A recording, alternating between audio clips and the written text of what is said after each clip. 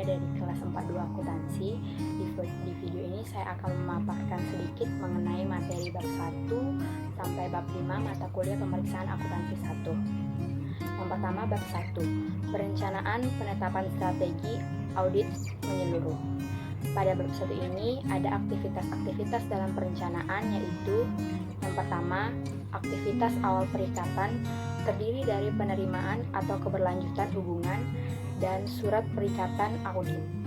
Yang kedua, aktivitas perencanaan terdiri dari penetapan strategi audit, pelaksanaan prosedur penilaian risiko, pengembangan rencana audit, perancangan respon keseluruhan, dan prosedur audit lanjutan. Selanjutnya, bab 2, overview perencanaan. Yang pertama, perencanaan suatu audit melibatkan penetapan strategi audit secara keseluruhan untuk perikatan tersebut dan pengembangan rencana audit. Yang kedua, strategi audit secara keseluruhan menetapkan ruang lingkup, waktu, dan arah audit, serta memberikan panduan bagi pengembangan rencana audit. Yang ketiga, rencana audit harus mencakup hal-hal sebagai berikut. Yang pertama, sifat, waktu, dan luas prosedur penilaian risiko yang direncanakan. Yang kedua, sifat, waktu, dan luas prosedur audit lanjutan pada tingkat asersi yang direncanakan. Berikutnya adalah bab 3, perencanaan penetapan strategi audit menyeluruh. Bab 3 ini membahas mengenai materialitas, diskusi tim perikatan, dan juga strategi audit keseluruhan. Yang pertama, materialitas. Materialitas akan digunakan antara lain untuk menentukan bidang-bidang laporan keuangan yang perlu diaudit, kemudian menetapkan konteks untuk strategi audit menyeluruh, kemudian merencanakan sifat, waktu, dan luas dari prosedur audit spesifik, dan menentukan materialitas untuk golongan transaksi saldo akun atau pengungkapan tertentu. Yang kedua, diskusi tim perikatan yang terdiri dari penetapan anggota tim dan peran masing-masing, dan juga pertemuan tim dalam perencanaan. Yang ketiga, strategi audit keseluruhan. Manfaatnya yaitu untuk membantu auditor menentukan sumber daya yang dialokasikan.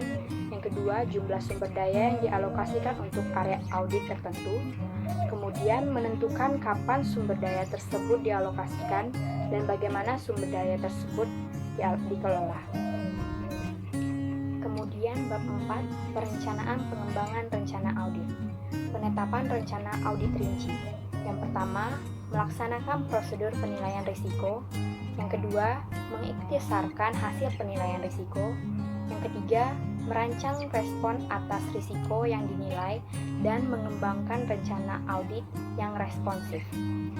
Prosedur penilaian risiko yaitu yang pertama, identifikasi dan nilai risiko bawaan termasuk risiko signifikan.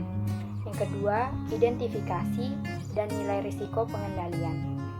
Yang terakhir, bab 5, perencanaan pengembangan rencana audit. Menilai risiko kesalahan penyajian material.